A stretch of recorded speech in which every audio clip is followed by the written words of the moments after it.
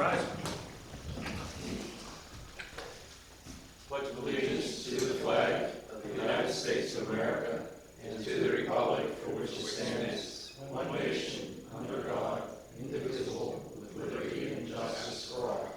Please remain standing for a moment of silence for our sick, departed, handicapped, and military members of our community. Thank you. Roll call. Mr. Henderson? Here. Mr. Petroselli? Here. Mr. Gallarducci? Here. Mr. Colosimo? Here. Mr. Verducci? Here. Ms. Cimaroli? Here. Mr. Shashovsky? Here. Mayor Copeland? Here. And I'm Joe Cowler. Okay. Purpose of this meeting is to review our budget, our proposed budget for next year. Is anybody signed in? Did you guys put an agenda? Yes. There's not much on it, but you can see where we were coming from. Okay, thank you. And then did you have any comment or anything you wanted to add? We're just interested in the steps that go from the bottom of Laurel up to the top of, Bank Street. well, it's not Bank Street. I We'll think take a it's- comment on it. We have a meeting next Monday, but we'll take your comment. What do you? No, we're just curious about it. I know there was a grant that was, you guys are gonna apply for a grant Right. for the steps. Right. And so, I don't know, we thought maybe, we heard something about it today, I wasn't sure, but is it next week that we're gonna hear more about that, or? Yeah, we wouldn't address it tonight, but I don't know if you have anything to add. There's really no agenda item, and we really won't talk about it tonight, but we did apply for a grant to reconstruct that. Yes. It's been submitted to the county. Okay, They usually take a couple months to Okay. let us know if it's awarded or not. oh, okay, But it was a sizable project. The way that the engineer designed it, he kind of like made like the Taj Mahal of steps. Yeah, it's like a $300,000 project. But he was gonna also do more than just the steps. Right now, the steps kind of just end in the woods. Put a sidewalk from the bottom of the steps down to Laurel Street so that it's complete. And then the steps had what's called a runnel in it, so that if you did have a bicycle, your bike tires stay in the trough as you walk up the steps. You don't have to carry your bike. Oh, that's pretty neat. So that was in the design, and the application's been submitted to the county. We did receive letters of support for the project from our state representative Anita Kulik and our state senator Bevan Robinson. So the project's supported. Now we just kind of sit back and wait. okay. And Are you in support of it? Yes, absolutely, yeah, because it's a lot better to walk that way, I would think, than to walk, McLaughlin Run Road with the heavy traffic and the exhaust and everything. And it really gets you back up to this area, well, not this area, yeah, I guess it is this area, but it gets you up there faster, and, it's just a nice way of, I live on Laurel Street, we both live on Laurel Street, this is my neighbor, and she wanted to come, she wanted to see what a council meeting was like too, so she says she wants to stay, if that's okay with you guys. It's great. You're going to hear a lot about our budget for next year. It's really riveting information. You're welcome. If you have any questions afterwards, let us know. Okay, Yeah. okay, great, thank you. But this was our first really official grant application we submitted for the Greenwood Step project. It may take a couple of funding rounds, but it's going to take some time because it's just a sizable project. And with other issues going on in town, I think sometimes the regulatory agencies may not consider it a priority for us, but we keep funding it, putting it out there, eventually it'll stick. But at least all the hard part now is like a budget, a preliminary design, it's been completed. It's just, we got kind of behind the eight ball this year with the inflation. It really kind of hurt us really bad this year with that project. Now, is there a way to, like, if they approved 150 instead of 300, that we would be able to? I would think so, because originally, we put in money in the budget for this year to do the Greenwood Step project. And originally it was done off of a proposal for a contractor that works with Public Works together. So I went back to him. Yeah. 60,000 or something. No, it wasn't bad. It was like $20,000. It was under the bid number. Okay, because original was 60. High. Right. So, but Bione came back this year for this year's budget, it was like $20,000 with our guys doing a lot of the work. So I went to him in the spring once the budget was in place saying, hey, can we move ahead with this? And that's when things started going high. He goes, I'm at 30,000. I said, well, if you're at 30,000, I said, I go to public, put it out there for public bid. I said, is there any way you could get creative? And he couldn't do it. So then I went to the engineer. The engineer put out an RFP, request for proposals, and we only had, I think he sent out to 7 contractors. One submitted a proposal, and his proposal back was $111,000. So it started going high, and that's when the engineer, we went and just, what can you do? Can you shave this to make it so that we get close to the $30,000-$40,000 number? And he goes, with ADA requirements and topography, he goes, I know in conversation it can be done, but in real life for us, we're better off. Let's start looking for grants. So that's the avenue we're taking. That's the Greenwood steps. You got a lot going on here. Yeah. Okay, again, the reason for our meeting is the review of the budget. Joe, turn it over to you. All right, in your packet are a couple of documents. You have the full budget report with all the narratives, the Excel spreadsheet version, which is kind of taken out of the full. So I would encourage us tonight to just pull out the Excel spreadsheets, and we'll go through off of this. And then there's the latest budget actual as of, it was last Wednesday, when we put out the budget packets to everyone. Now, these can be found on our website? No. Okay. Once, the way that the process works is council holds a budget workshop. We work through a lot of the numbers, the issues, the desires. Once we feel that we have a document that can be presented, it's on the agenda that you guys would make a motion tonight to make it public. So then it would be advertised after you give me the green light. And then, like we did last year, we'll put it on the website, and it'll be posted out in the lobby. And I think I can put it at the library last year as well. And then it would be scheduled for adoption on December 12th, so we're on track that we don't have to do any special meetings, and then you come right back in December and we're done. Okay. So that's the plan. So we look at the budget worksheet. If you look at this, the last 3 columns on the right are really what we'll touch on. The third from right is the 2023 budget, and then you'll see that in the middle is like the change between 22 and 23. And as we go across the columns, you'll see actual numbers for 2020, 2021, and then 2022 budget. When I started this budget back in August, where I think we'll end the year, and that was where I thought we'll end the year a month ago, but it's still pretty good numbers. And then the 2023. Before we go into 2023, 2022, despite the inflation and just like the economy exploding, the borough is sitting pretty favorable. We're anticipating to have a surplus ending this year of about $270,000 to $300,000. It's pretty good compared to last year. Last year we had a surplus of $100,000. So this year, a couple contributing revenue things added to that. If you would look, real estate transfer tax, the Walgreens, the Rite Aid, excuse me, the Rite Aid sold twice 2 months ago, and essentially they paid $50,000 in real estate transfer tax. We budget on average $84,000, so that one property selling twice made up the majority of the real estate transfer tax. So we're ending this year at $135,000 estimate for real estate transfer tax. Going on to the page 2, line item 356-110, which is the 1% sales tax. That's our RAD tax within the county. If you look, back in 2020, we brought in about $159,000 in RAD. We're anticipating to end this year, conservative number, at $210,000. So that's the one thing good about inflation, is that you're paying more for things, so you're paying more in sales tax. So that's generating more RAD tax. Those are really the 2 big numbers that contribute to our surplus for the year. There's a lot of little things as you go up that make a bigger cushion. When you look at the expenditure side, there are a number of expenditures that went over for the year, but they didn't go over alarming. It's what you would anticipate for just trying to forecast numbers 15 months in advance, not knowing when the roll was going to go. But all in all, it was actually pretty good numbers that we've operated from this year. That's allowing us to end the year in a good position on the general fund.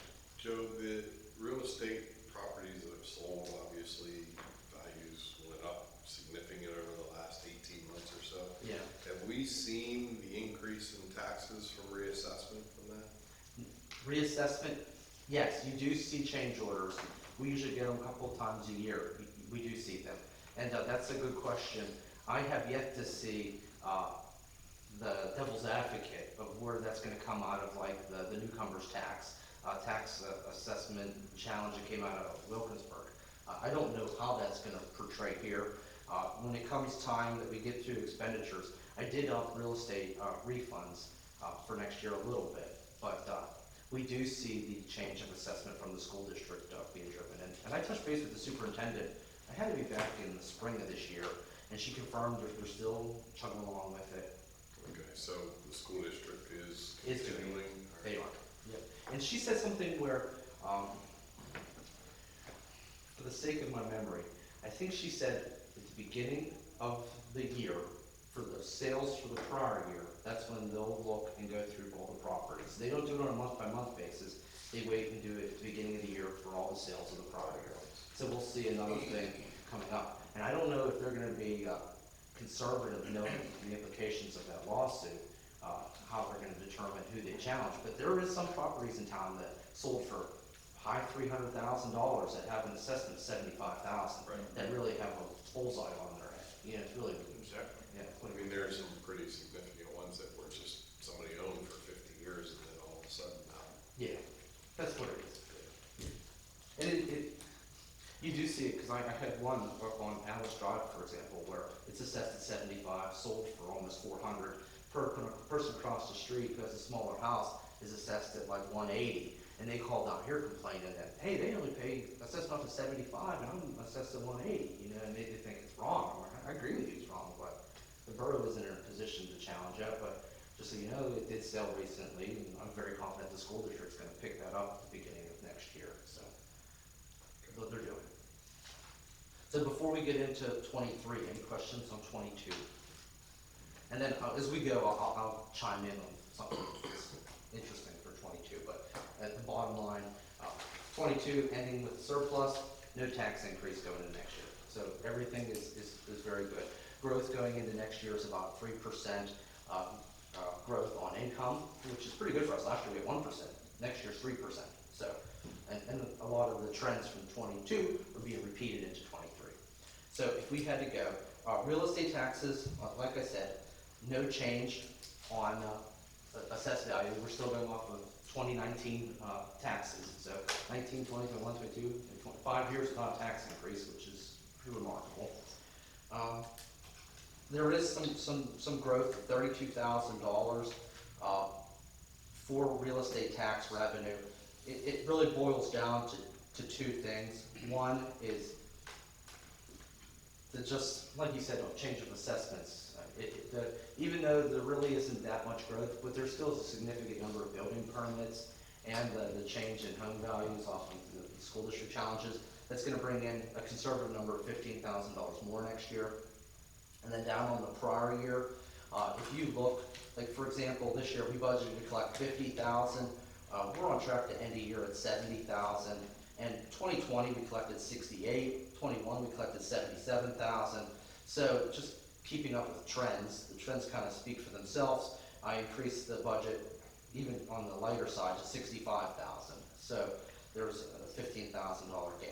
And there's some other little gains of a couple $1,000s as you go, but overall, real estate taxes are going, will generate $32,800 estimated more next year without a tax increase.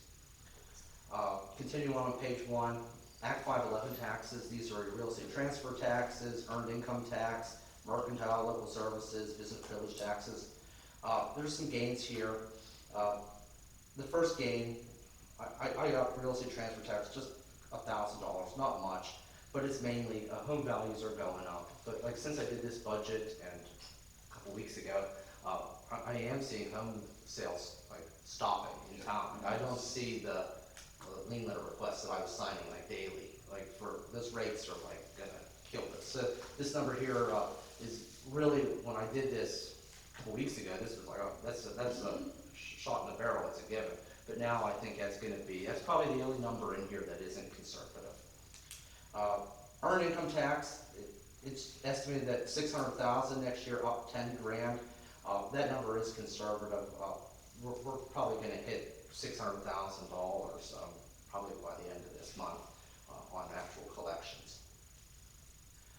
really no change on mercantile or going down. Business privilege is the only one that I show, and between delinquent and current business privilege, I have it going up about $19,000.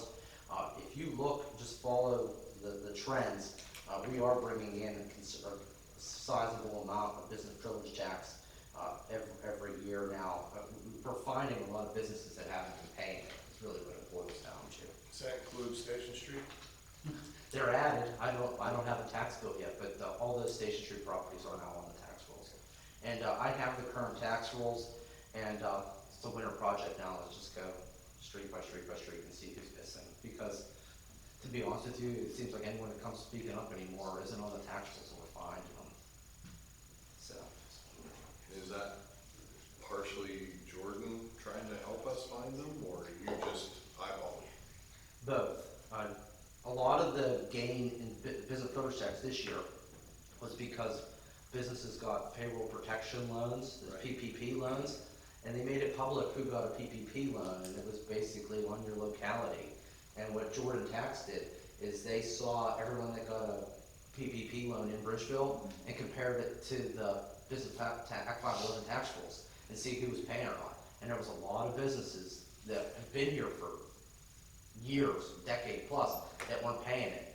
And we're now in the talks of trying to like get them settled. But Jordan was diligent this year, and it mainly goes back to that. So when you say settled, you mean they haven't paid yet, or? No, they go back 7 years. Mercantile, they haven't paid that tax in years, you're saying. Correct, and they're trying, I think, Now their names are coming up in that Right. situation.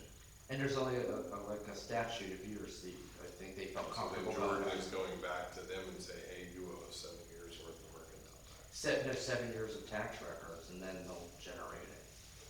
And what if they don't cooperate? Then they go to court, So legally, we can. and they are doing that, yeah.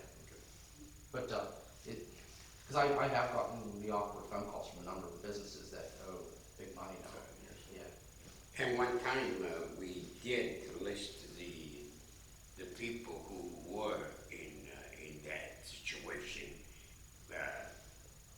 Maybe sometime, we will have that this year.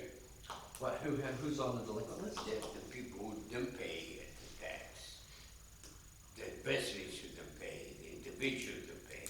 Oh, that's a good I question. always remember that we have the list of Yeah. the individuals, Right now, which it is a public record. oh yeah, it's a public record. Absolutely. Yeah, I think we're in a predicament now where we're trying to find the people that, not just are delinquent, we're just trying to find the people that weren't paying it. And Yeah, then we have a right. current list, and then we can get you that.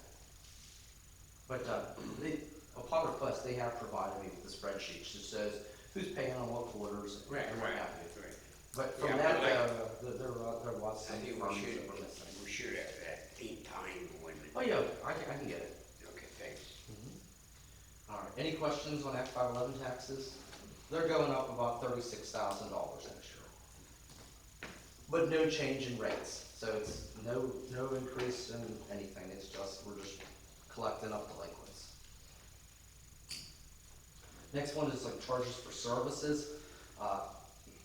This is where there's some decreases that are forecasted next year versus gains. The first one is cable franchise is anticipated to go down $9,000. If you just follow the trends, that's the percentage that keeps going down. People are just cutting the cord from cable and going to streaming services, and that's why the cable franchise is going down. So it's estimated we'll have $9,000 less. I anticipate $3,000 more in building permit revenue. Building permit revenue is increasing over prior years. Parks are down $2,000, mainly because the loss of the field permit on the soccer field, and mechanical devices are down $1,800 over the prior year because the establishment on Baldwin Street isn't there anymore. So this line department is down $10,000 compared to the prior year. For fines and forfeitures, really it's kind of status quo, a little bit of a reduction, which is forecasted just off the trends on the DUIs. But all in all, it's rather close to being the same.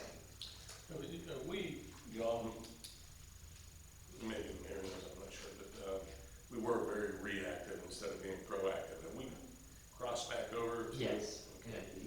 seeing it now in court time, and my estimate for the year at 19,000 is probably low. I believe we hit that already.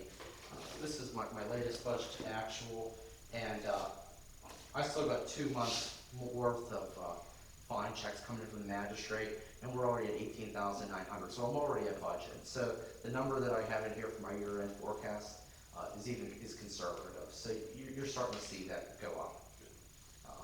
But I think a lot of the time is like, they are a little more, like you said, they have changed back into like just the pre-COVID operations. But a lot of that goes back to court, you know, like even like on code enforcement, she tries to just get things resolved versus fines. So it doesn't matter how many citations you issue, it's the court. You get that better than I'll do. All right, going on to page 2. Interest in the funds are starting to be coming back, so you'll see an increase in interest in the funds.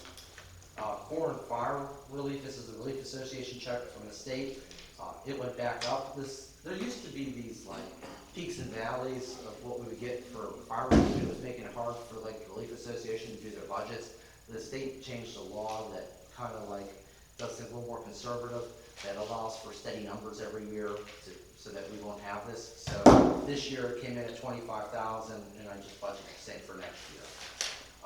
The next grouping is where there's some big changes for next year. These are intergovernmental entitlements from the Commonwealth. You'll see state pension aid going up $42,000 next year. This is off of the actuary's estimate for state aid to help fund the pension plans. That's $42,000 more. Snow removal agreements, we now have agreements in place for Bar Hill Road, and you'll see that down here under county snow removal. And then there's an increase of $4,500 on the PennDOT state contribution for state roads.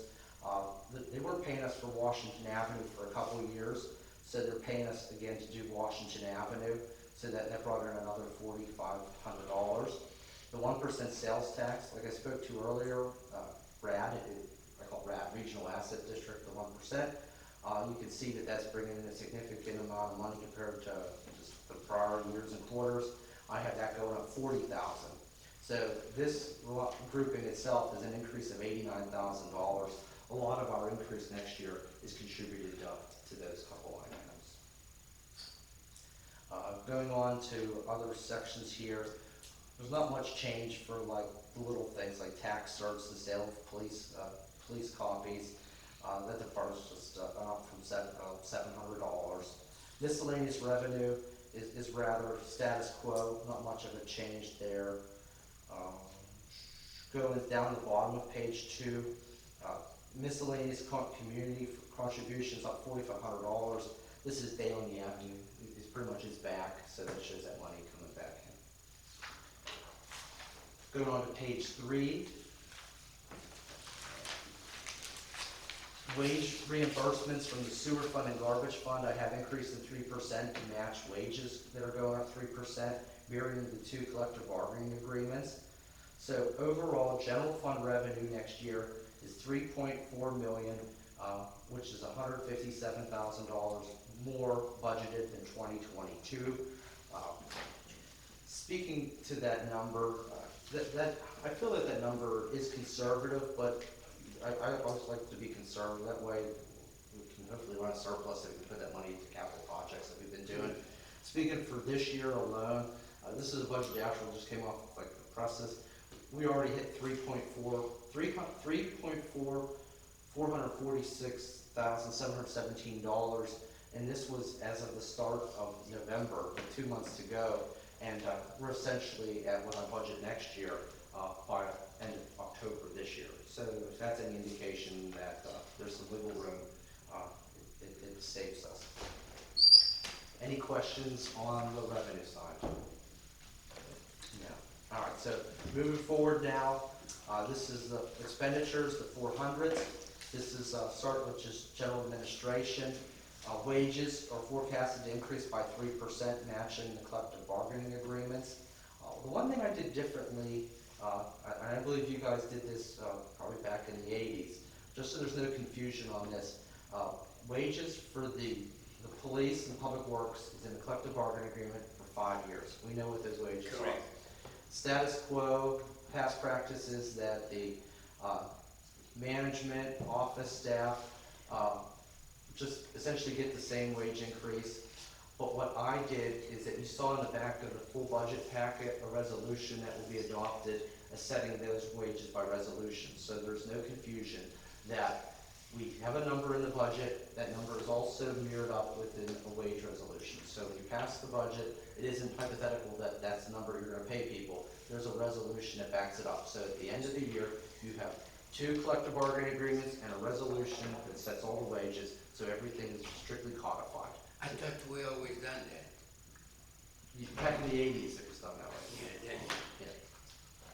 So, Joe, so, and I'm sorry to ask this, I'm not part of the administrative committee, or maybe I am.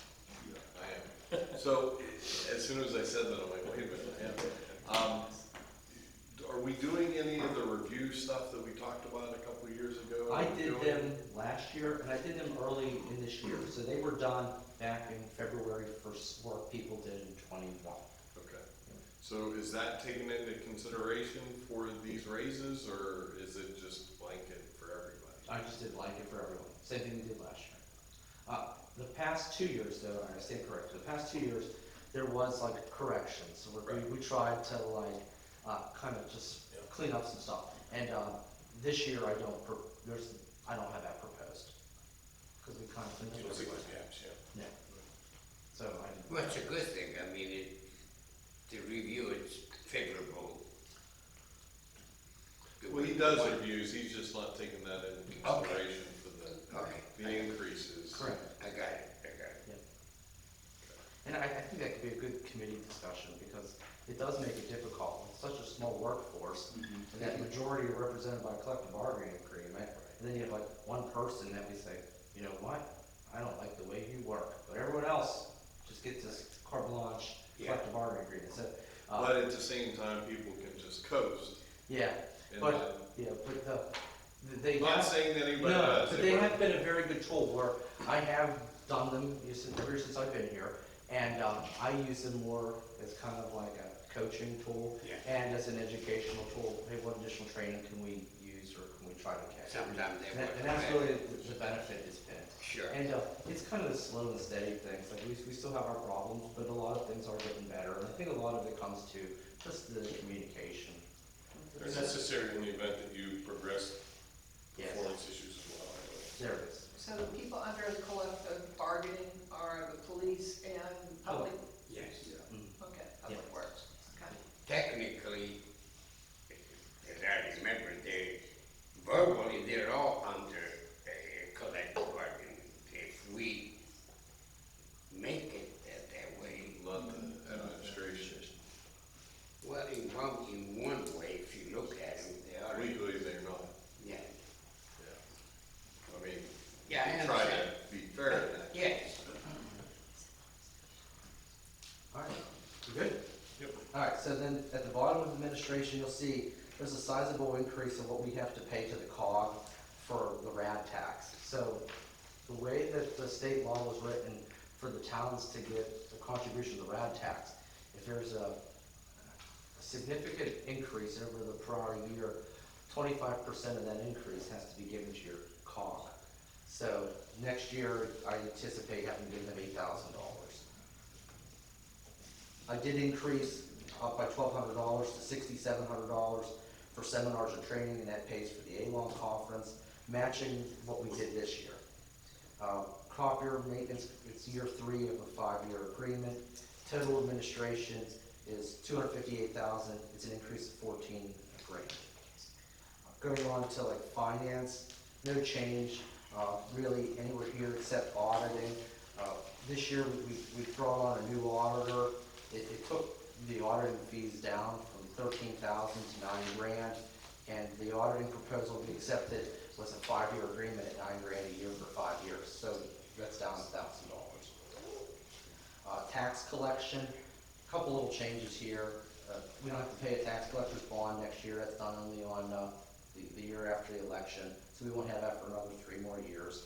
And then, refunds, I did up to $5 grand, essentially just because of the, that change in that lawsuit. We don't know what that will yield, but at least we have something there.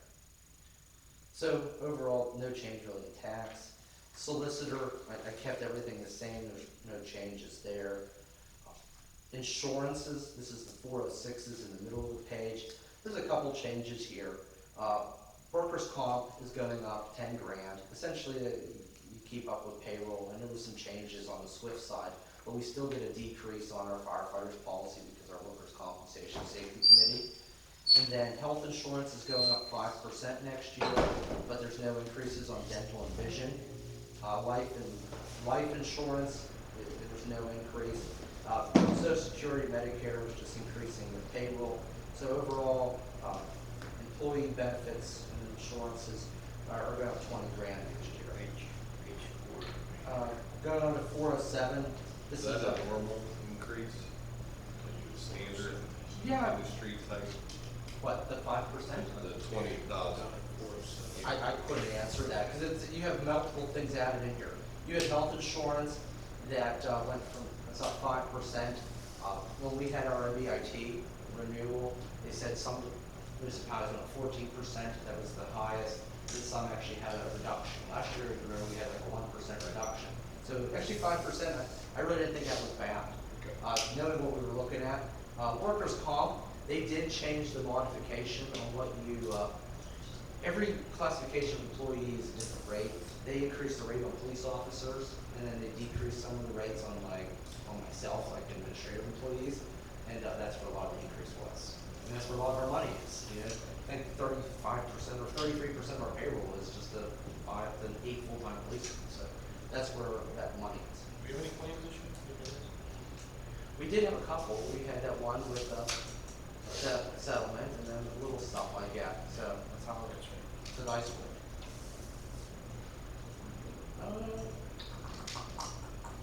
So 407. So these are like technology and stuff here to run the computer system. A couple little increases. Internet, I have gone up $1,000. Now we have internet at Cook School Park and at Chartiers Park to run security cameras. So we have to pay that fee. And then I did increase the hardware up $1,000. This was hoping the technology we put in here to put in the conference room so that we can have virtual meetings in the conference room. Could those parks be used as a hotspot with that internet there? That's something that we can. I don't know. I know McLaughlin, we piggyback off of a neighbor, so in a minute. Cook and Chartiers, it isn't like the normal internet we have here. It's essentially like a wireless card like we have in the police car. So I don't know how much you could get on there, but it's definitely a question worth asking. Yeah, connectivity is such a big thing these days. Because the bill for that isn't through here. The way we worked it just to get a better deal was that camera vendor, the STS, it's under their name, and then we pay them like $500 or $600 once a year to pay them for it. But I can ask. One of the other recommendations too that came out of the planning commission meeting, preliminary, steering committee meeting, was that people joining us through Zoom was having a problem hearing. So Randy had said that they have something, it's called an OWL, O-W-L, and I looked it up, and it's like a telecommunications, it's an amplifier. Okay. So that it hooks up, and people that are Zooming can hear better. All right. But I looked it up, it's about $1,000, so, I think, I don't know how many people here join Zoom, and how difficult. Well, I it is did, to it do. was very hard, like that meeting, I couldn't, Really? it was very hard when everybody was sitting there and I couldn't hear. However, when people were sitting here, it was fine. Yeah. So I don't know if Yeah, there's because a way those are to, mics for them. yeah, Yeah. I don't know if there's a way to move the mic over there or look at something like that, or. I wonder if we could do that. Probably cheaper. Oh, okay. Oh, we want to try it. Oh, she's gonna bring it next month. Oh, yeah, it's gonna. So you can try it out. Okay, good. And then if we upgraded there, then we won't have that problem because really, We really don't wanna hear what's out here, because then it would muffle the quality, you know what I mean? So there's not too much commotion. Right. But like, if we got the air upped, you know, because that's where you have the steering committee Right. meetings. Right. But you're saying that when you talk to virtually, like, right here, it was good. It was, yeah, it was fine, yeah. Because I was in both meetings, and when everybody was sitting down at the tables there, I could hardly hear. Yeah. Then when everybody moved up here from the, that committee, you could hear them fine. All right, so let's see what Brandy has and go from there.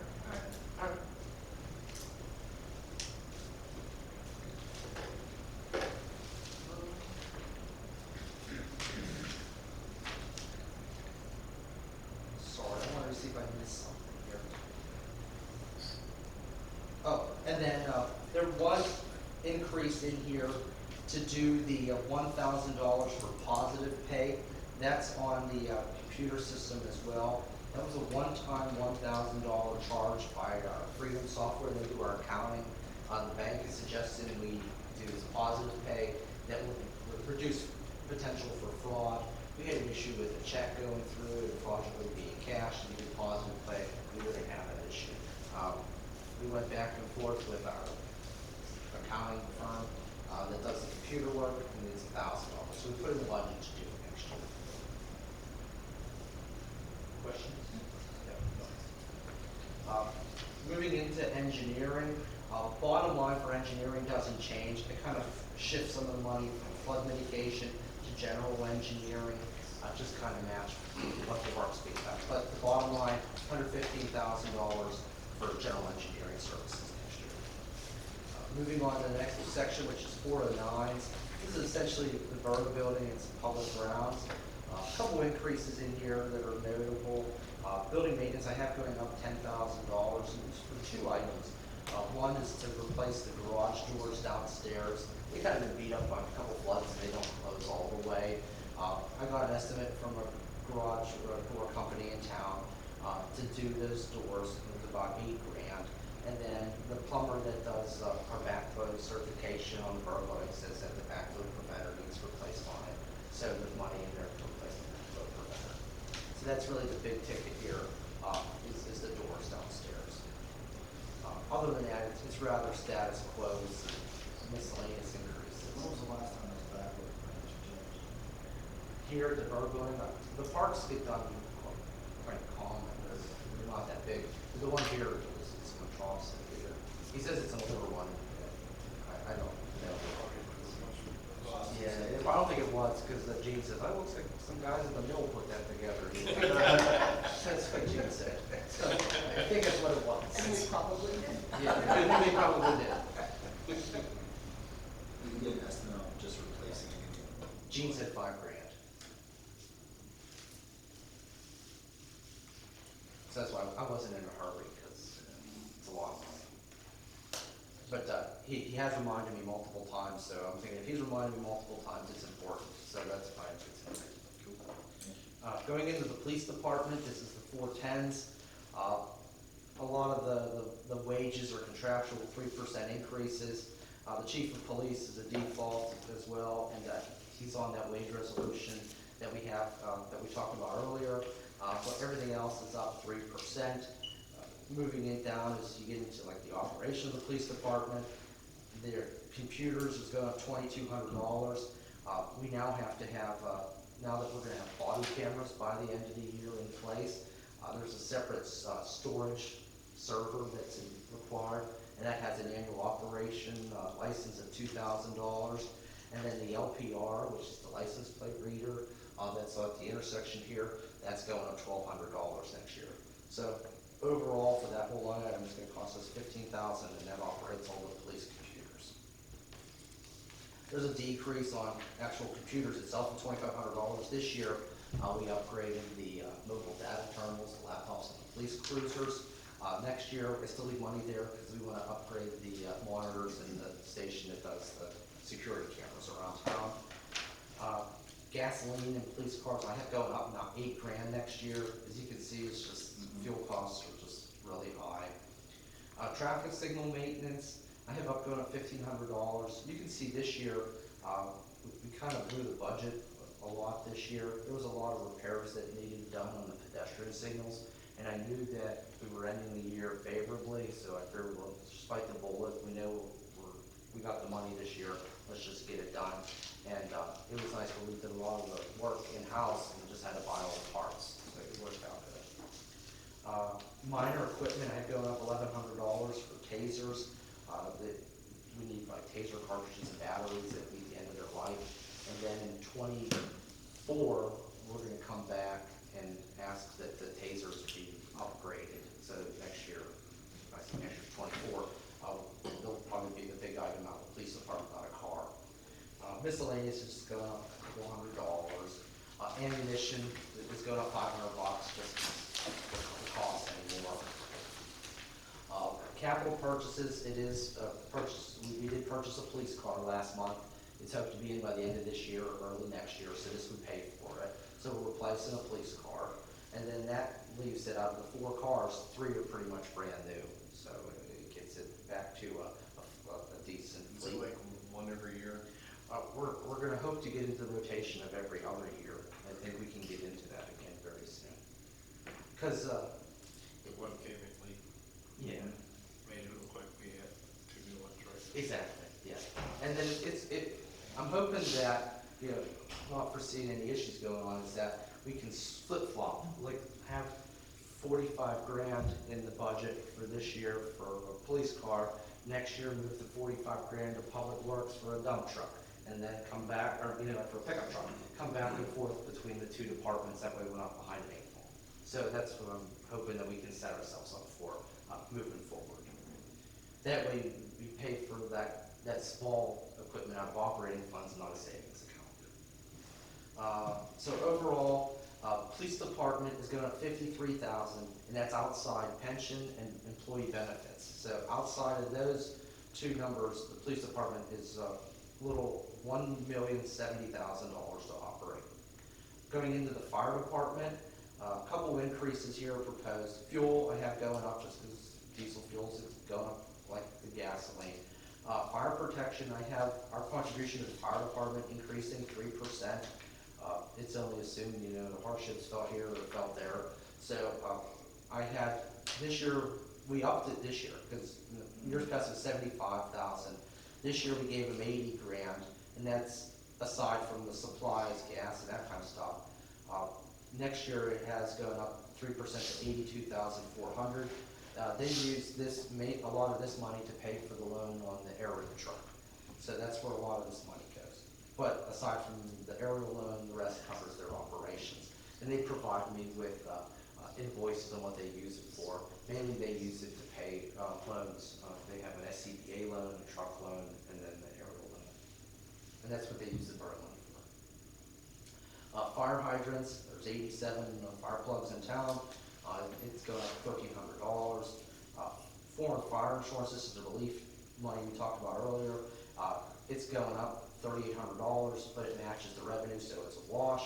EMS, I have going up $2,000 next year, kind of keeping in line with the fire department. So they're going from 10 grand to 12,000. And this is a fairly new revenue line item for us. We only started giving Southbridge a municipal contribution last year. And last year we gave them 7,500. This year 10,000, and next year 12,000. So we're kind of keeping them in line as well. A couple of years ago, we started looking at, there was a lot of discussions about the fire department and the way it was being operated and the budget and their ability to run one, I guess. They seem to be very solid right now. I mean, they're doing. I haven't got any indication. No, I know. Are we still interested in knowing what they're collecting, or is it, if there's no problems, we're good, kind of thing? I never asked. I think from our perspective, we're they're legally obligated to show us receipts up to those dollar amounts, and they're very forthcoming to give me those copies of those invoices. Just with I guess with the tip boards and everything that they've got going on, they're in a good spot, it seems like right now. That's all. I would agree, but I really don't know beyond that. So they're only obligated to report to you how they're spending the money that we give to them. Is that it? Yeah. Okay. But we can make them requests. If you'd like me to ask, I can ask. Well, they also file an I-90 every year, so, and that's public record once it goes through the. Yeah, I'm not looking to create a riff at all. I mean, what they're doing right now is terrific, and it helps them not come to us for even more, which is great, so. Yeah, I think, to be honest with you though, like, I don't think even if we asked, it's a bad thing. We have a very good relationship. I think they see that we're increasing the municipal aid every year, so it isn't just talk, you know, so it's worth asking. Is it not a bad idea since we're asking other entities that we support, just to be consistent among them? So, do we want to see 2021's financial records or 2022 for? 2021's probably done, right? You could That's ask what for I'm- that, correct. 22 would be in Yeah, spring. 21. I'll ask. But we're okay with increasing the contributions for fire ambulance. Oh, yeah. Okay, moving on, this is like planning and building inspection. Only change is, building inspection services are going up $2,000. That rather just matches the revenue that's coming in on building permits. The next one going down is consultants minus $10,000. That's the comp plan work. Comp plan work this year was paid out of the general fund. Moving into next year as we wrap up with the comp plan work, it's paid out of the capital project fund because we're gonna be reimbursed half of that from the state from a grant. So it's just to clean up the accounting. Animal control stays the same, no change in that contract. Going in down to the public works department, wages are showing a 3% increase, matching the collective bargaining agreement. Fuel, I have up $7,000. Capital purchases, I have up $4,000, and it's proposed to replace a tractor. This year we got a zero-turn tractor, it's proposed to get a second zero-turn tractor, and then if funds allow, replace a trailer so that potentially you could put both tractors on one trailer. So that's what the money is there. There was talk of a hoist. There was talk of a hoist, he's getting me numbers, He called me for who we use, yeah. I'm sorry, what is a hoist? the race car, police cars. And they're having problems trying to jack them up and that downstairs to work on them. So they want to put a hoist in, which I agree 100% that we should have done that 10 years ago. But you're not going to get it to lift the dump trucks and that up because the headroom's not there. It's cheaper, it's more safety than the way it is now. Yeah. Well, 'Cause they- Craig does all the maintenance on police cars, so He does a lot of it, he saves us money. So is that something that we're doing? I don't have a number on it yet, but my fallback was we don't do the trailer and we use the trailer money for the lift. That's kind of what I was thinking. I think the trailer was a Hail Mary of their requests, because we have two trailers, it's just. You have to take two cars. Yeah, it's like, but to be honest with you, the hoist would pay for itself. And, the amount of work that is done in-house anymore, it doesn't make sense not to do it. exactly. So, and that's where it would come from. Going on to like snow removal, rock salt I have at $88.96 for 900 tons. That's kind of an average here, so it's 80 grand that we're spending just in rock salt. Really no real changes in anything else as you go down the rest of the page. It's kind of status quo to this year for traffic signs and paints and other little operations to keep things up on the public works side. Going to continue on the public works department. Now we're in sections 438. The other group of the wages downstairs is going up about $7,100.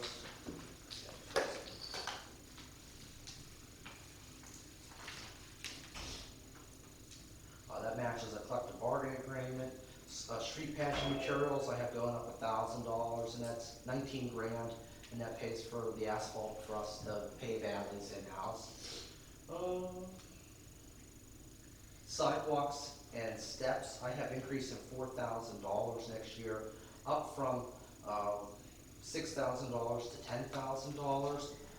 There's some public sidewalks along some properties that the borough owns that are in bad shape that I'm hoping that we can have our guys do in-house, and that's And then tree removal, I have increased in $2,900, and we used this money also to buy trees this year, so I'm hoping that this money can be also used for tree maintenance and also start adding trees to public areas and public parks. So that gives us almost $3,000 for that initiative that we didn't have this year. So overall, that's a $15,000 increase for that department. Going down into parks, I have increases in some maintenance materials. We've been pretty proactive and aggressive in repainting like park facilities and doing little improvements in the parks that have some big impacts. So I want to keep that going on into next year. So I have $2,000 more for maintenance supplies for the parks. And then utility costs for the parks have increased just because everyone knows that home utilities are going up.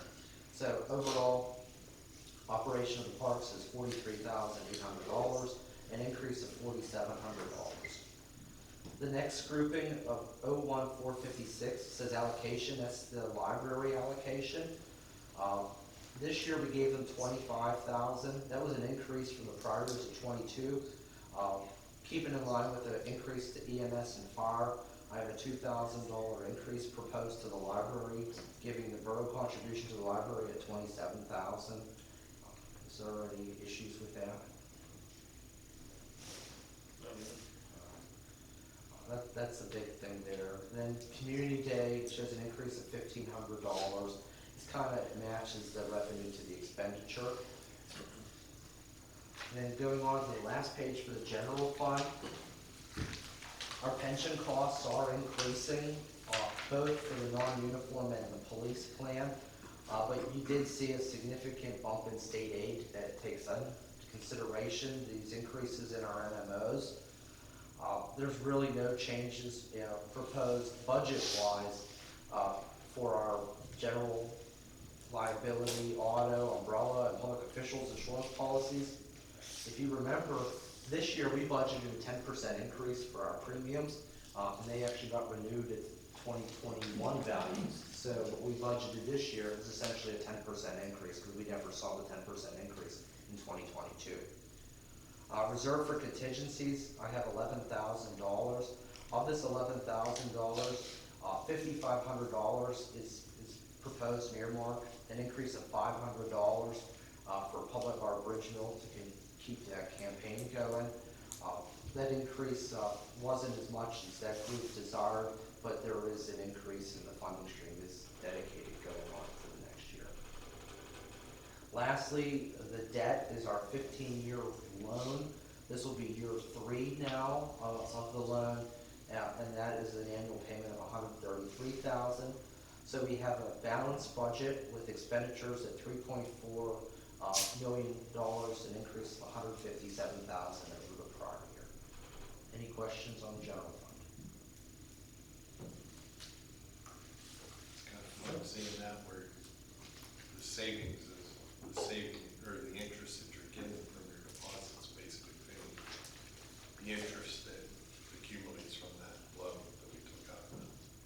That's a banker talking, right? That's right. I like that. I never thought of it that way.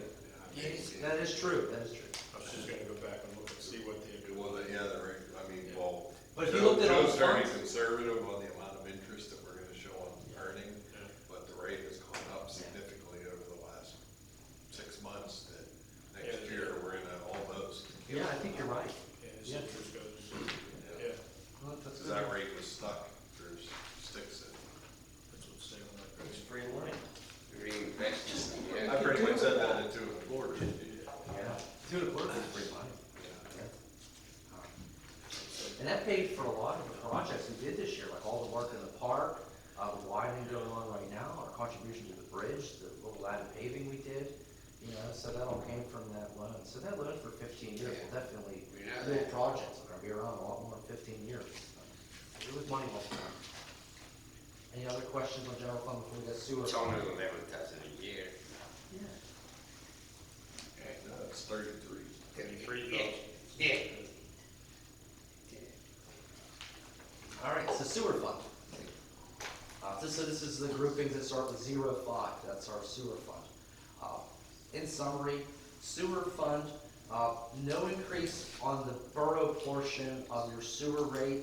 However, El Casan did pass a 5-year rate increase last year that shows rates next year on their portion going up 7%.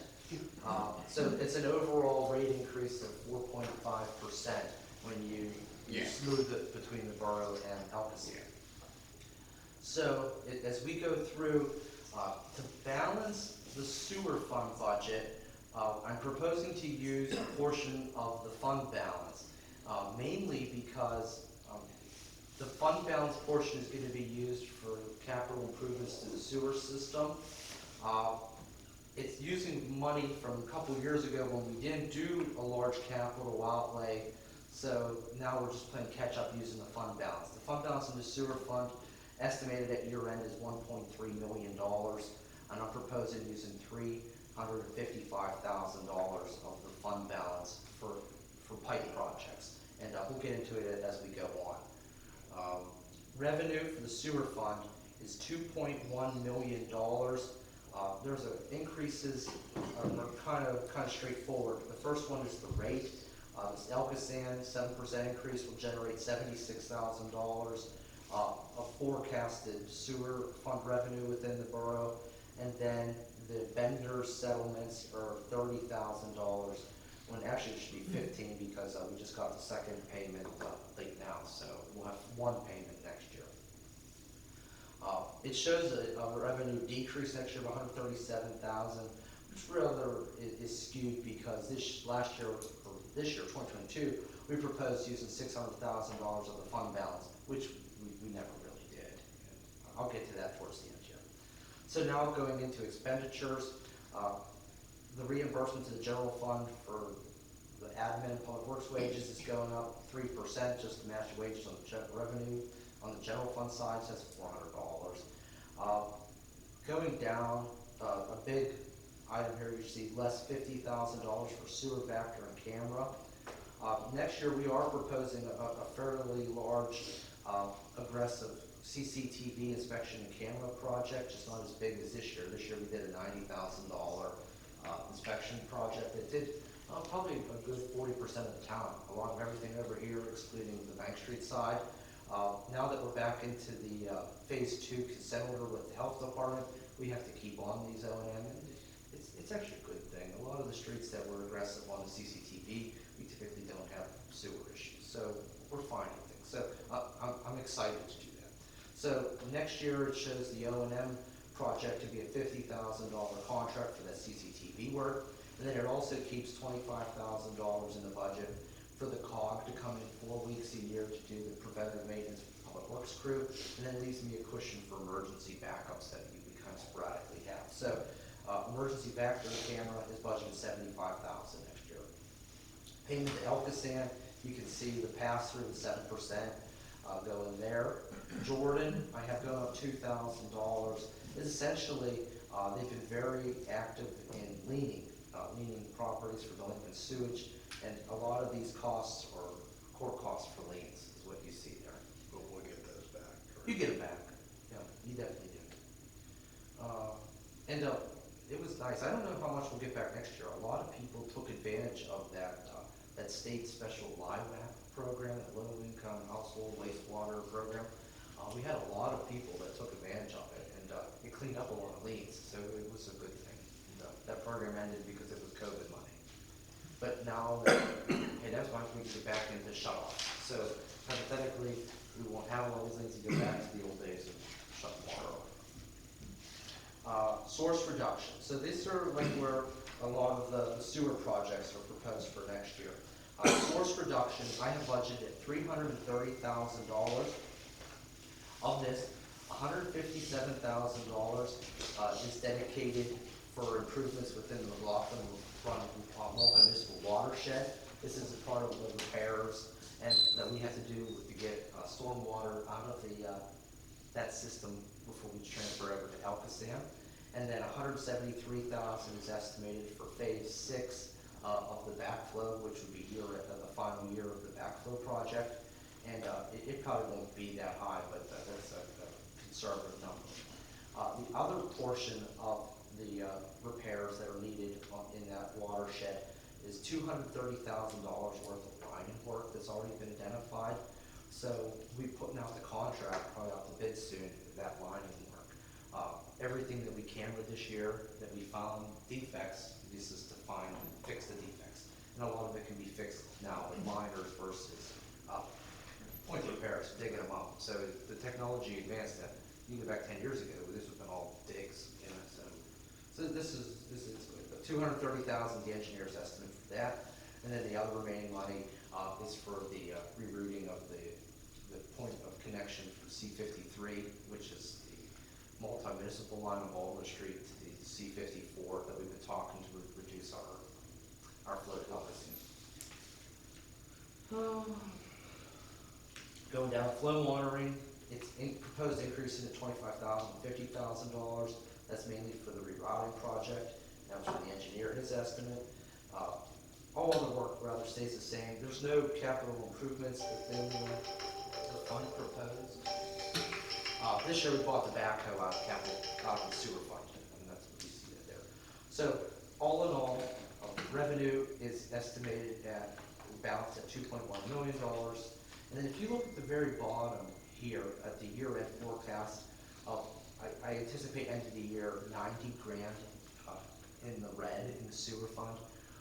That's a good thing, because if you look at the beginning of the year and the column before that, I anticipated using $600,000 of the sewer fund balance. In all reality, I anticipate we're in the year only using $90,000 of the fund balance. So that's how I read that.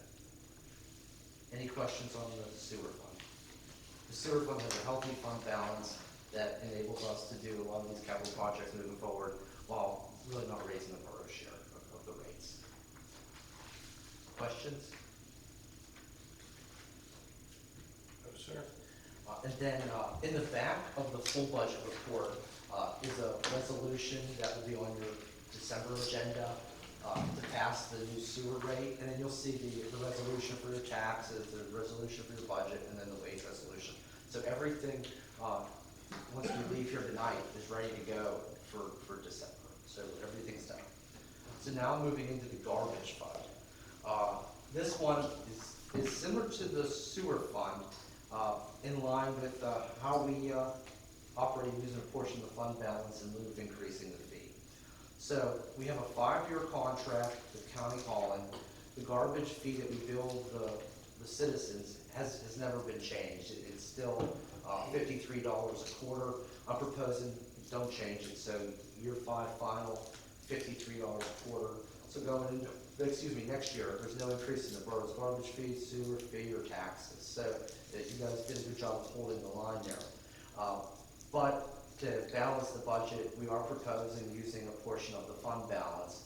The fund balance in the garbage fund at the end of the year, or at the beginning of the year, was $66,000. This year we proposed using $11,000 of it, but you can see my year-end forecast, I think we'll end up using $5,700 of the fund balance.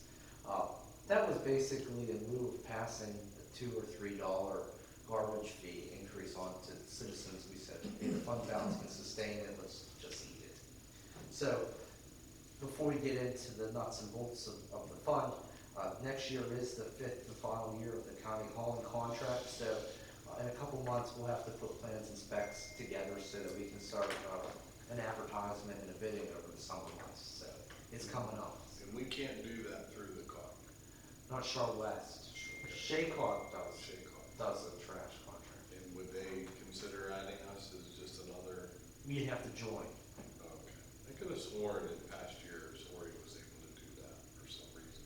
That's why a lot of towns switch cogs. Right. So a lot of towns went to Shaycog purely for the garbage contract. And I knew because I worked for a town in that cog, and you paid like $5,000 initiation fee and then your annual dues. And a lot of people realized that initiation fee back when savings of the garbage contract. That's why Peters Township joined Shaycog, was purely to get in that garbage contract. And that was 10 years ago now. Yeah. And so with that cost, it's really not worth it. For us now. Yeah. No, it's not that bad of a, I honestly think we pay less than what they're paying. So that's really it. And I don't think a company like that would bid that Shaycog contract. Because that Shaycog contract is so big that that small company could never pull it off. So then it kind of limits that contract to the big two, is really what you end up getting. But that's what, you're not gonna get that at your Charlotte. All right, so going into garbage fund revenue, show using a portion of the fund balance, estimated 13,000. It probably won't be that way, but worst case. Fund increase a little bit going up, and then the user fee. I do have it going up $4,000, even though we're not changing what we're charging people. With our increase in the late fee, we are seeing an increase in revenue on the late fee. So that gain will probably be even more to make up for the increase because of late fee charges. So all in all, garbage revenue is $454,900, an increase of $6,200. So now on the expenditure side, you have the wages going up 3%. The billing the accounting system we use to do the garbage bills is going up $500 next year. The actual contract with county hauling is going up $8,400. So of the 2,051 accounts that we bill for, we'll pay $208.82 a year to county hauling. So basically, we're going to be next year. A lot of it's just passed through county hauling because the garbage bill itself is like $212. Yeah. Where are we with the new recycling bins and things like that? I didn't do anything with it yet, so that's a good question. We did get a grant to buy every account in town, like a recycled cart, one with a lid and wheels. I have two predicaments with that. One is I know the price of garbage cans from the price when the grant went up, but I know that I can go back to the state and reapply for the difference of what it is now if it was a hardship. It would just be behind the eight ball for a little bit. The second thing is I'm fairly confident after just a couple conversations with county hauling that their equipment can't do the lifting. So that was knowing that next year is year 5 of the contract. How do we design the spec to modify to use the carts? So that's why I was waiting. Find somebody else. Yeah, but he had to do it. So I didn't want to have year 5 of 2,000 carts that a truck can't lift. You know what I mean? Yeah, So, kind of damaged and not yeah, working so anything. this may be a very good thing. If we time this right, is that we do a spec, we get this ordered, so by the end, this time next year, we can roll out, here's your new cart, and then here's what we're doing for garbage next year. I guarantee next year, we're gonna have to have a rate increase. So next year, in 2024, we're gonna have an increase in garbage bills, because there's no way you're gonna go $53 for 6 years. But then you're at the carts for the garbage as well as the recycling. No, we're only buying recycling carts for. I'm just saying, if you get the ones that lift up, they're gonna wanna use the new garbage cans to do the same thing. Yeah, it's I'm just, yeah. if you're going with that, It's 2 different trucks that go around and do it though, so. It could be like it's either that or you build into the spec that the garbage can is provided. yeah, I'm just saying that we It need to may look be- at that. Yeah, that's definitely a good discussion to have next year because like, one, is people gonna support, even though it sounds petty, a garbage can, but that's change of life for some people. Is going to that big cart and it's Yeah. not as easy as we think it is, but there's a lot of moving parts to that. Yeah, It's a good exactly. conversation for next year. And then we can get us back together on what we wanna do. But it's coming soon. We got a year, we need to get on it. Yeah. All right, but we do have money in place. It was $100 grand for recycling cans. So all in all, garbage fund is proposed next year, keeping the fee the same, use a portion of the fund balance to offset a rate increase next year. But the rate increase is inevitable for the year after. Any questions on garbage? Going to capital improvements. A lot of capital improvements is basically using the loan proceeds we talked about earlier and what's in the capital project fund. Just like we did Last month, we transferred last year's surplus to the capital project fund. Next year in October, we'll have another transfer, 200 or whatever the number is, over. So if we ended up at like 250 to 300, I'd recommend putting 200 in the capital project and then money getting into this flood account so that we can build that emergency flood fund, which we've been doing. We have, what, 350 in there for the next flood, so it'd be nice to get more money into that. So, the money is definitely being saved for a rainy day. Going down through these, there's some, on the revenue side, it boils down to three things. Cash on hand, which is basically using the remainder of the loan proceeds to finish out the capital projects, grants that are already committed, and then fund transfers from the general fund. So conservatively, I already put in that we're going to transfer $200,000 from the general fund over. Grants that were already committed that we're going to be owed next year is $570,000, and that's the comp plan, blight work, park improvements, police body cameras, and the DEP grant, like we were just talking about recycle bins. And then there's $500,000 that's committed for the Warner Avenue project, and $300,000 that's committed from the county to close out the Chartier Street project. So aside from loan proceeds, which is the cash on hand of $1.7 million, $1.5 million is those grants and that contribution from the general fund. So that's our capital improvement revenue. If you looked at that, it boils down to about $3.3 million. If you look at the overall picture of the borough, our general fund's $3.4 million, but all funds combined, once you put it in the sewer system, the garbage, capital projects, it's about a $9 million operation we run here. Now for the expenditures, engineering, I have $35,000 here for the comprehensive plan project.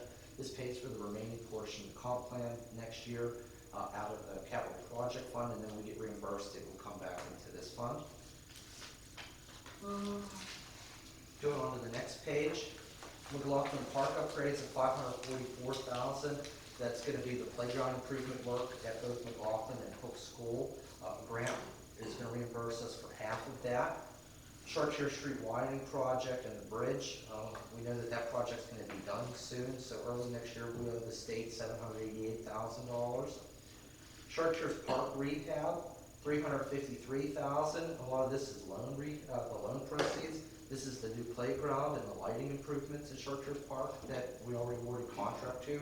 The playground will be going in the spring. They had a February delivery. And the lighting contract, they had delivery in March, so the lights will be done in April. So we're planning so that hopefully end of April, early May, everything in Chartiers Park, excluding the entrance work that's going to be done by PennDOT, will be done. So all that work will be behind us and be something we're really happy with. Warner Street and Union Street walls, we're already committed to a contract of $1.2 million to pay Morenti Contracting for that work. That's in the budget for next year. Public Works equipment, recycling equipment. This is the new dump truck that you guys authorized me to place the order on. I placed that order on that truck yesterday for the chassis. I did an F600. Yeah. It was only $1,500 more from the 550 to the 600. Yeah. And it's crazy. It can haul like 19,000 pounds. Was it 550? 21,000. Yeah, it didn't make any sense not to do it. Definitely. So the dump truck's been ordered, and that will be next year. Next week, you'll on the agenda authorizing the purchase of a new leaf vac. That'll be for next week, and we'll have that next year. And then there's a new leaf collection box and a cap for the truck, and then the recycle bins. So we'll have our work next year. And then there may be some spillover of some work that's you see here for 22 that will be wrapped up. But overall, expenditures are $3.2 million. So after we did all these projects, it leaves $130,000 in the capital improvement fund. So we got to start banking again to get that out. But if you look at if you look at the past 3 years, the capital projects have been big. Question, Yeah.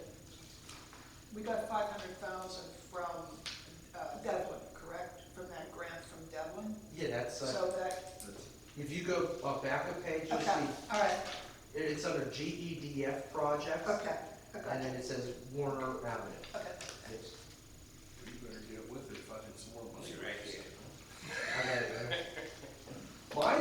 not about funding money, it's, we need to grow this fund so that we can match. Right.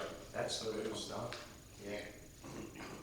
Because, really what it boils down to is like, if you have a look at this, if we end next year, all our parks are upgraded, every playground's new.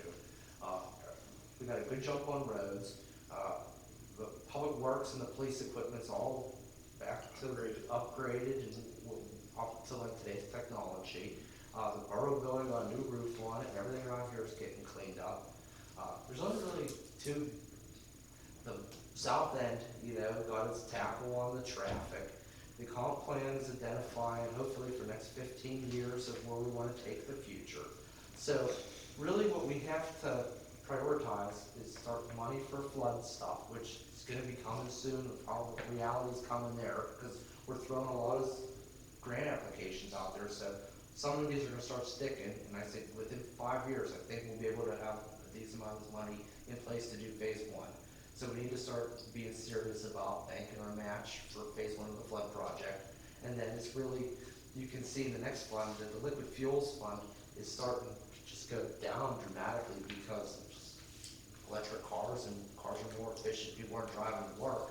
So we need to find creative ways, like we did this year. This year we put a lot of money in roads outside of the liquid fuels fund, and we did a very big road project. It'd be nice to do these big road projects every couple of years like this. So if we could start funneling some more money into the capital improvement fund so that we do decent road projects that can help do just the traffic and the infrastructure, I think we'll be set. So that's really, if you keep realistic and don't go too big a picture, that's really where the money is. Well, I think just looking at this, it's a huge accomplishment also. Yeah. For sure. So, any other questions on capital projects? And then, I know like this spreadsheet's a little hard to read. I had this cash flow spreadsheet that I shared with you guys about a month or so back, the capital project fund. That's the easier one to follow because we know we use a lot of capital project funds for loan proceeds, and it's like, when we did the bid opening for the retaining walls have been huge. That's a big drain on us, is within these landslides. That's 1.2 million that really we didn't know was coming, And I was a bit nervous how to pay for this. So just that spreadsheet is like a good map for the cash flow. And there may be some money times where we have to filter some money back and forth while we wait for a grant reimbursement to come in to cover. But at the end of the day, when we end the year, it should balance out to follow that spreadsheet. We don't have the benefit of having that money sitting there for a while and using it. Correct. But we are fortunate where the general fund has a fund balance of almost 56%. So it's very helpful. Questions? All right, and then the next page is the Highway 8 fund, which is liquid fuels fund. And this is dovetails what I was talking about earlier. State liquid fuels, if you just go back 2 years, we brought in $150,000. Next year, I got notice from the state that we'll get $135,000. This year we got 134. It actually went up a little bit, and the only reason why it went up a little bit, we were able to get a couple of streets that were not on our liquid fuels map added, so it gave us more money. So that's why there was a little bit of a gain there. So all in all, liquid fuels revenue is $135,000. Same thing, just keeping what we've been doing in the past, paving streets, using the engineer's road rating table. We'll just go from there. Have a committee meeting early in the year so we can decide what we want to do. But $135,000 for paving a street. You may get 1.5, 2 streets next year, depending on what the scope and questions. And that's the liquid fuels fund. Any questions on liquid fuels? That's your budget. On that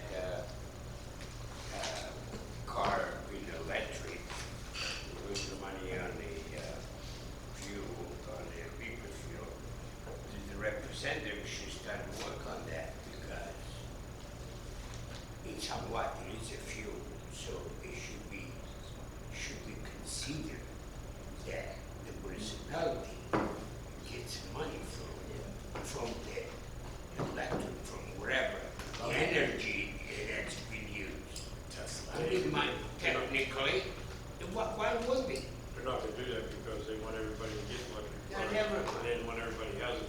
But what I'm saying, then Compensate for the. then the people in Harrisburg and Center Center, they have to consider that for the municipality to give us a percentage of that. Same as a call it liquid fuel, because at the end it is liquid fuel. So raise the fuel tax to cover the. Well, it's a shame that all the municipalities will lose money on it. Just saying, raise. But I think it is when the legislature to start work on it. But when it really gets busy, it is a way it can be done. Yeah, I think that's why they try to toll bridge and all those goofy things. Sure, I Yeah. understand. But if there's no like numbers that can be changed here, and we're ready to run with this as our budget for next year, we can have a motion to like authorize the advertisement, display, that way we can get that posted, Justine asked, and then December, it can be voted on. I'll make the motion. I'll second it. All in favor? Aye. Opposed? Good job, good job. Good job. Bob, you got something? 3 minutes. Let me just- I'm gonna put this drawing back there. Okay. And you guys can bring it up. If you get a chance, just give us a visual. It's primarily, what I wanted to bring to your attention again was wanted to show you all of the things PennDOT's about that was of no help, solving the traffic congestion problem. And that drawing, I think I showed that to you before. That's the 3 community solution to the traffic congestion problem. And I'm encouraging you that that's the way to make it proposed. But I'll put these back here. You can start it when you get a chance.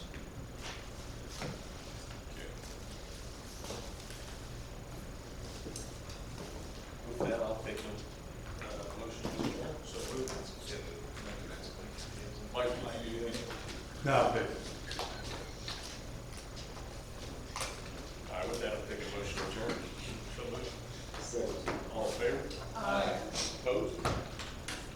Be adjourned. I didn't mean to adjourn, but, do you want to have talk about that Bank Street on, while we have the group together? Yeah, sure.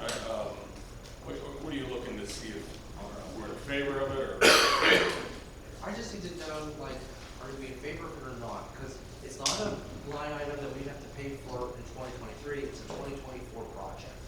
And this all started was in the active transportation plan.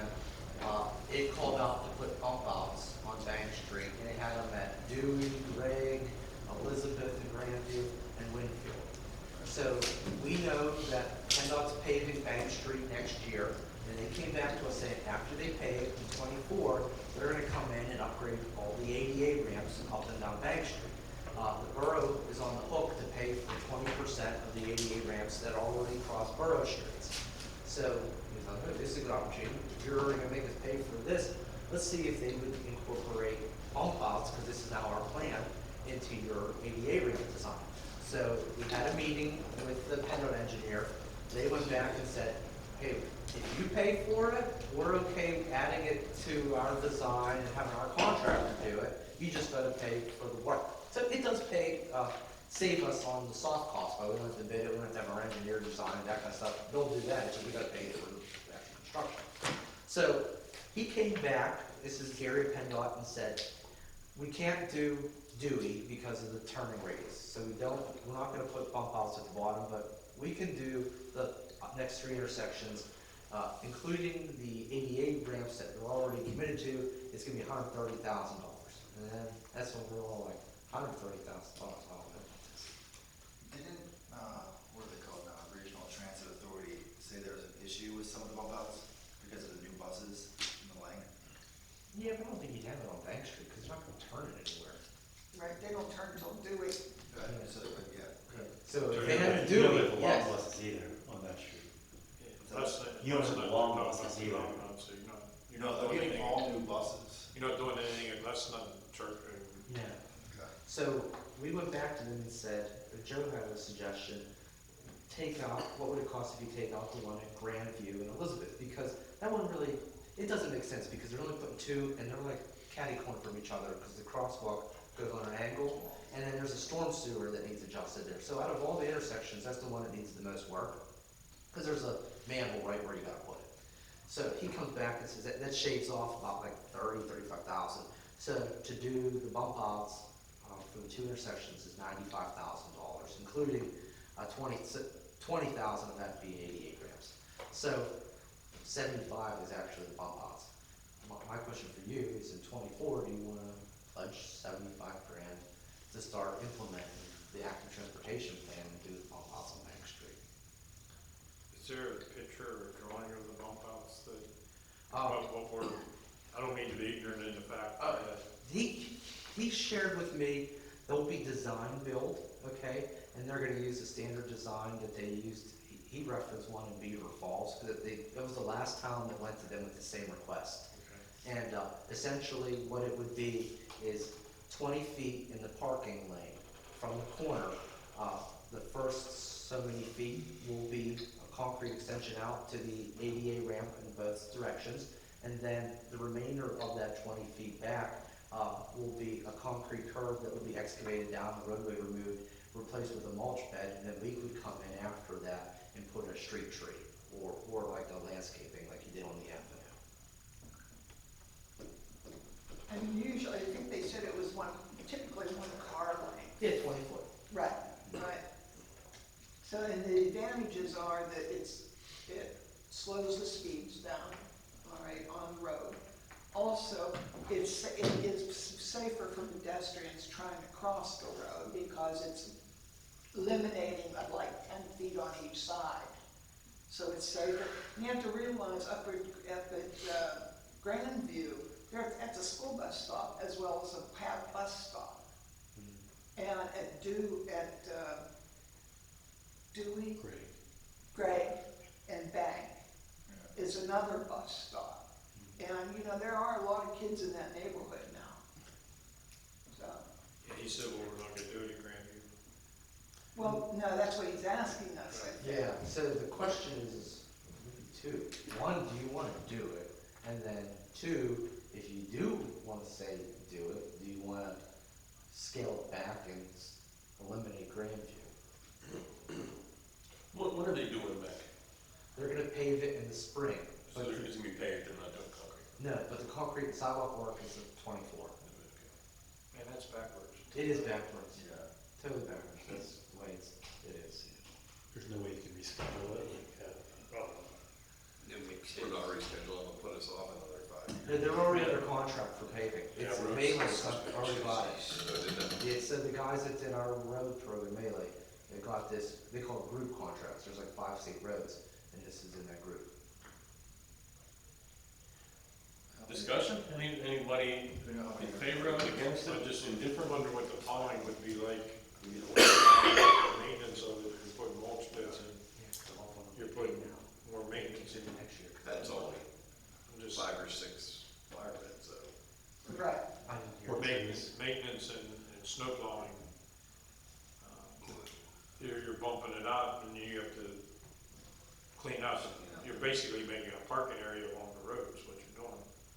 You're not really, It would protect parked cars. yeah, that's what I'm saying, you're making parking, basically a safer parking area, and you'll have it on both sides of the road. Much more. So you're downsizing to one lane both directions. Yes, because hypothetically, Which is right, what it is. when you cross the street, right now you're really crossing 4 lanes, because 2 Right. parking lanes and 2 Yeah. travel lanes. Right. Now you're only gonna cross 2, so that when I cross the street, it's shorter. I also think, I mean, we did those traffic study or did all the studies for a purpose, and they're saying that, hey, this is kind of an easy fix, and we're gonna save a nice penny by piggybacking on. Yeah. And the other thing is too, is if Bank Street does get paved and we enhance the community, it's sort of like a nicer gateway, especially if they do the roundabout up in Mayview. And, If you put trees in them. right, It right. would make a nice, like, Yeah. That even calm even more. You what? If you put trees in the beds, that would even be more of a traffic calming Yeah. Right, device. right. Planning commission, what's the recommendation? You guys we're in favor of it, right? I think so, yeah. Yeah. Anybody, any comments? You know, in I fact, think it's to I Joe's think it's point, a good improvement. we did it after transportation grant, and that was one of the big things they said, Yep. Right. so. I mean, every little bit's gonna help, honestly. Oh, BJ has her hand. Oh. BJ, are you waving, or? I wanted to ask a question. Go ahead. And I didn't hear, I don't know if you said, Joe, are the sidewalks being done in front of all the homes, or is that resident responsibility? There's no We're doing sidewalk, just, ADA, Just the ramps. just the ramps. Just the ramps and then the bump out, what is it, kind of like I can get the design Yeah. from PennDOT and share it with you guys, but it's essentially just, well, like it is, it's what it sounds like. They're not doing the sidewalks, BJ. No. well, my concern is the curb itself and the sidewalk doesn't match, and they're a death trap to walk walk on their sidewalks. I can't imagine wheelchairs trying to get down to the ADA ramp on some of those sidewalks. Well, it's changing the AD ramp, that section, right, the bump out there. You'll have new sidewalks at corners, that's really how you would think Yeah. about it, yeah. But walk the Bank Street and you'll see what I'm talking about, which I'm sure you all have. It would be on the homeowner, so the problem houses could be identified and enforced. Greatly in district, that's what I would know. DEP knows the answer for us. Yeah, good luck on that one. I know one. what are you looking, are you just looking for a verbal, let's go with this? Because or I need to report back to PennDOT, do we wanna do it or not, and, Can we report, can we ask him for the design?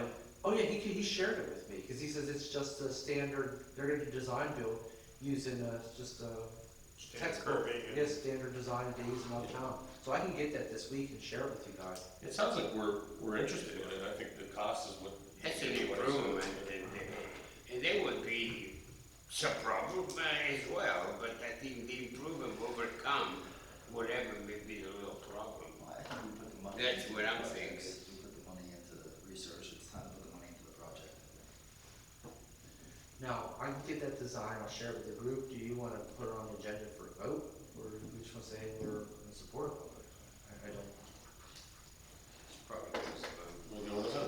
Alright, yeah, Finish just this go out. over it. So I'll get a design, and then if I can get it for next week, we'll have it in next week, otherwise we'll wait till December. Okay, yeah, sounds good. All right, thanks. Thanks. thanks for all your hard work. Thank you. Maybe Good just job. start looking for another grant.